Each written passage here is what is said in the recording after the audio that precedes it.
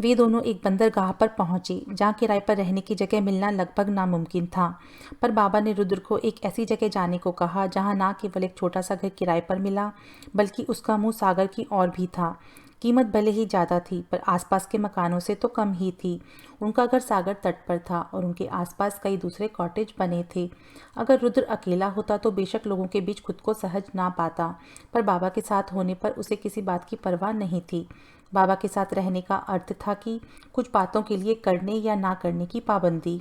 सबसे बड़ी व प्रमुख बात थी कि रुद्र सबके सामने बाबा से बातें नहीं करेगा। वह इस तरह पेश आएगा मानो बाबा वहाँ हो ही ना। वह बाबा की दिशा में देखेगा तक नहीं। रुद्र ने हल्का सा विरोध करना चाहा, पर वह जानता था कि यहाँ उसकी दाल नहीं गलने वाली थी। रुद्र बाबा की शक्ति को अनुभव कर सकता था। सकारात्मक समर्पण कोई विकल्प नहीं, बल्कि सांस लेने की तरह बिल्कुल सहज और स्वाभाविक था। विद के अनुसार अगला नियम यह था कि रुद्र किसी से भी बाबा का परिचय नहीं करवाएगा। वह बाबा की भौतिक उपस्थिति के बारे में किसी से बात तक नहीं करेगा। तीसरा नियम यह था कि रुद्र एक समय का भोजन पास बने रेस्टोरेंट में करने जाएगा और दूसरे लोगों के बीच रहेगा। वहाँ बाबा साथ नहीं होंगे।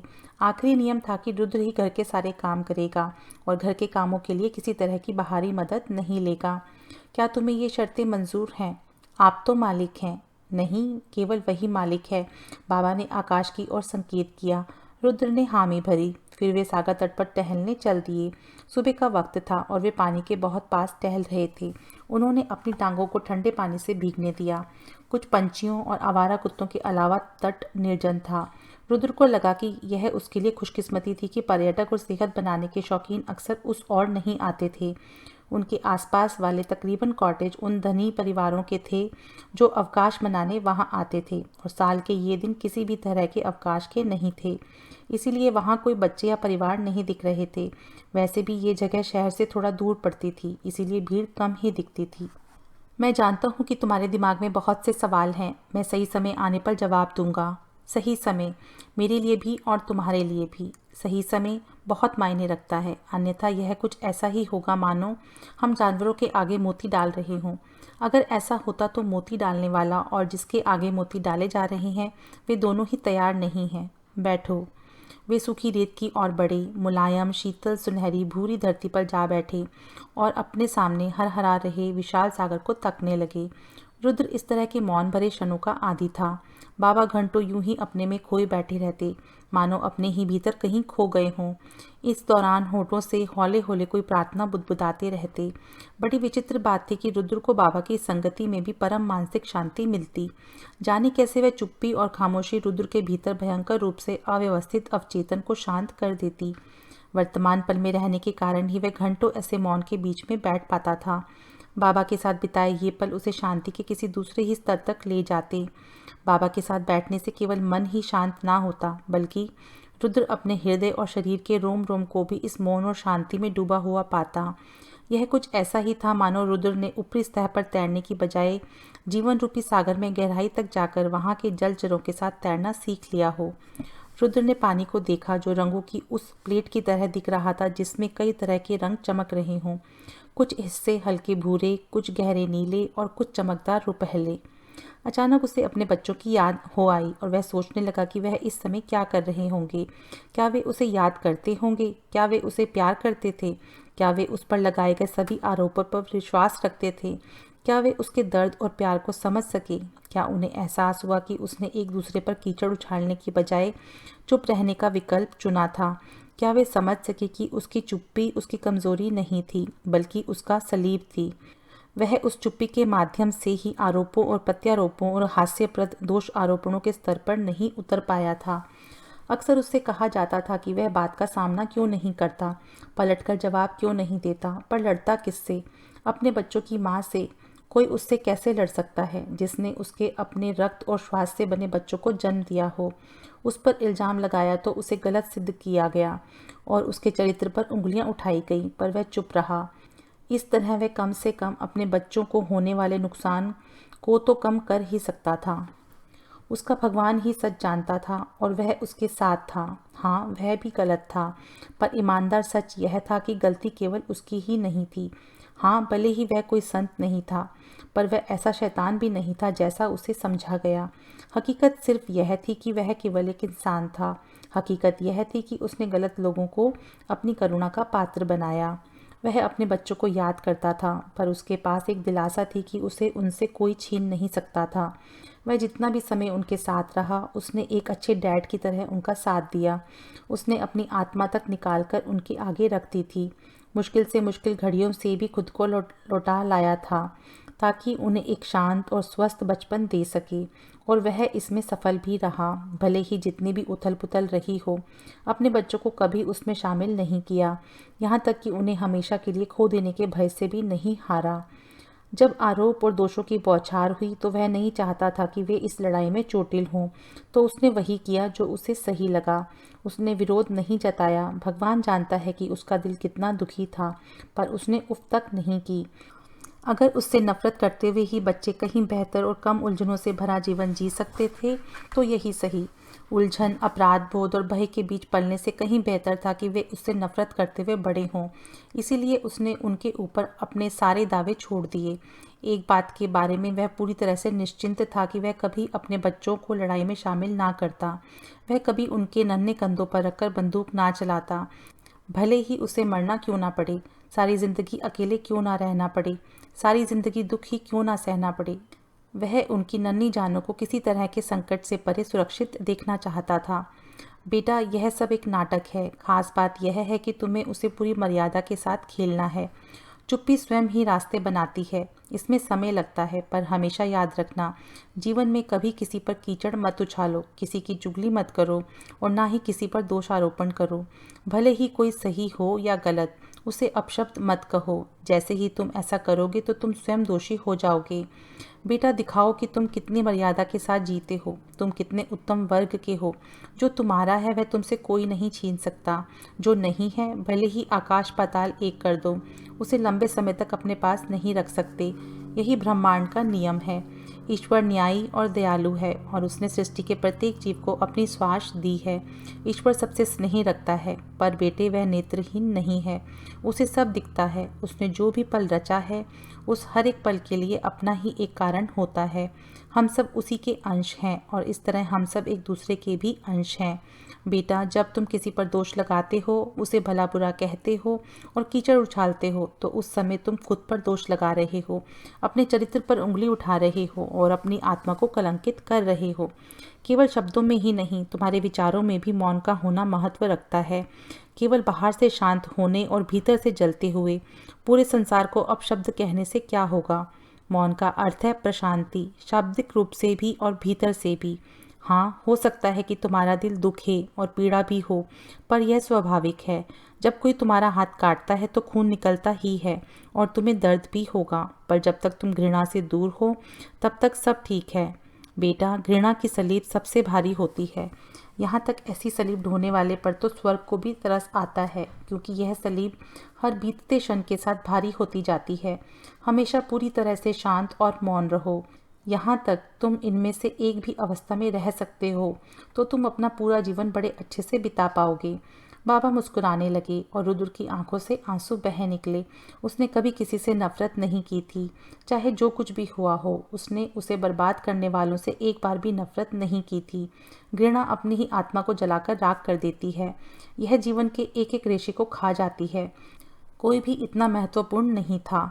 विश्वास या भरोसा कई तरह की गहनताओं व मंशाओं के साथ होता है, और एक तरह से देखा जाए तो इसे कार्मिक भी कह सकते हैं। तुम विश्वास के साथ पैदा हो सकते हो, तुम्हारा विश्वास से परिचय करवाया जा सकता है, या यह तुम्हारे भीतर हो सकता है।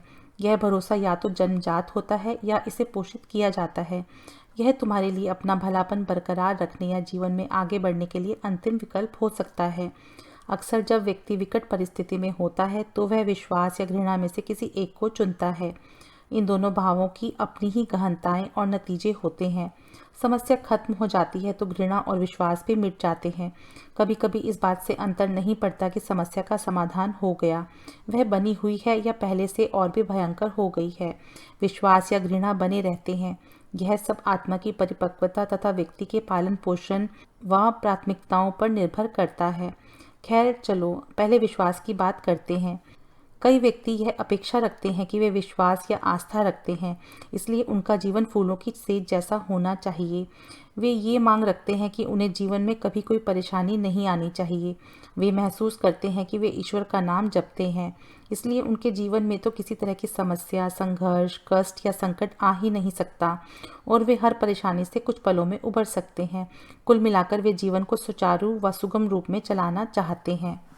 अगर भगवान न करे कहीं जरा सा भी कुछ उनके सटीक जीवन की अवधारणा से परे हो जाता है तो वे ईश्वर और उसके सारे सृजन पर ही प्रश्न चिन्ह लगा देते हैं।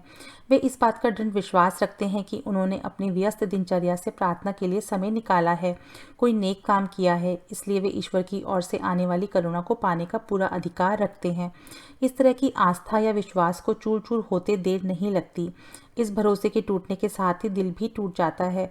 वे उन बच्चों की तरह होते हैं जो यह मानकर चलते हैं कि सारी दुनिया उनके इशारों पर नाचेगी।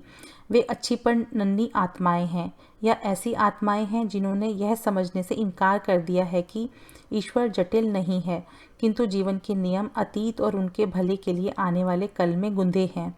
जब दमा का रोगी बच्चा आइसक्रीम के लिए जिद करता है और माँ उसे लेकर देने से मना कर देती है, तो वह जानती है कि उसे खाने से बच्चे की सेहत को नुकसान हो सकता है और उसे अस्पताल में भर्ती करवाने तक की नौबत आ सकती है। इसलिए उसे आइसक्रीम से दूर रखना ही बेहतर होगा।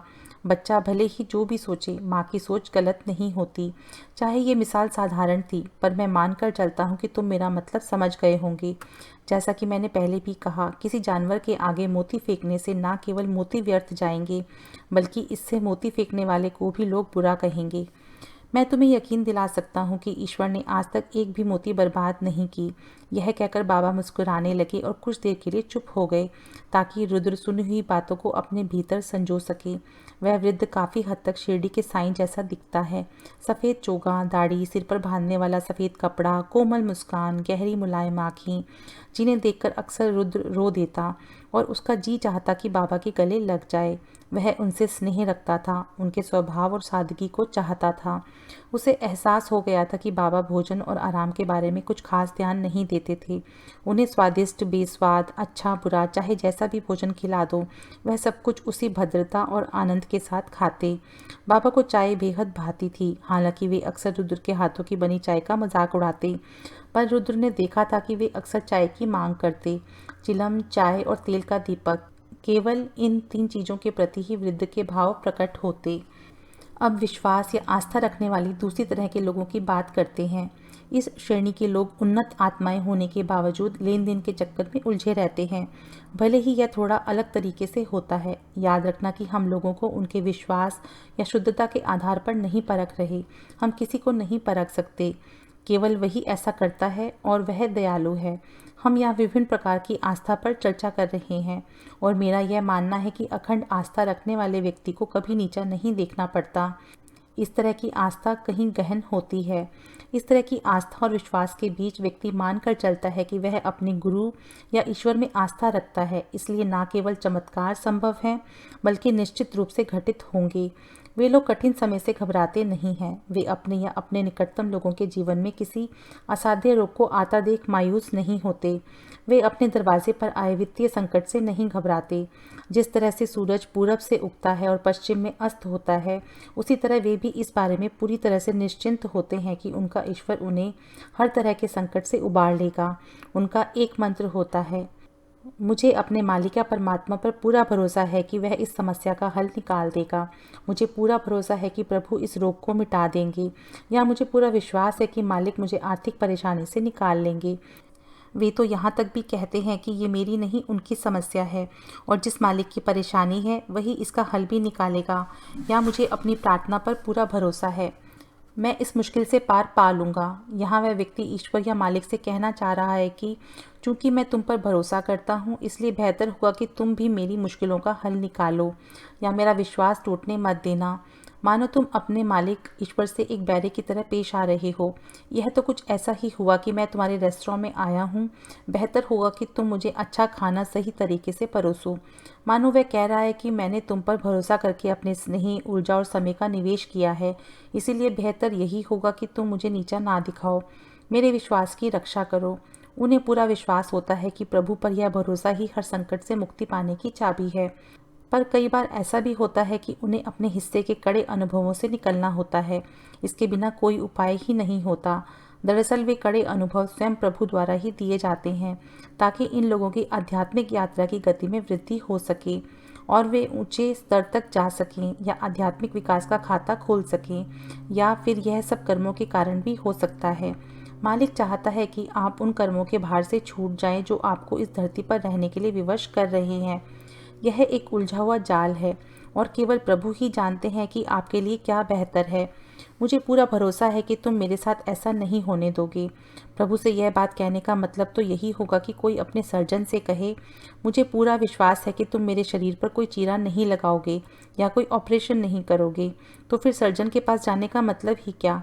अगर तुम सर्जन के पास गए हो तो उस बेचारे को उसका काम तो करने दो। हाँ, वह दूसरे सर्जनों से कहीं बेहतर तरीके से ऑपरेशन करेगा, पर ऑपरेशन तो होना ही है। सर्जन से ये कहना कि तुम्हें उस पर पूरा भरोसा है कि तुम्हारा ऑपरेशन नहीं करेगा, मुझे तो इसमें कोई तुक दिखाई नहीं देता।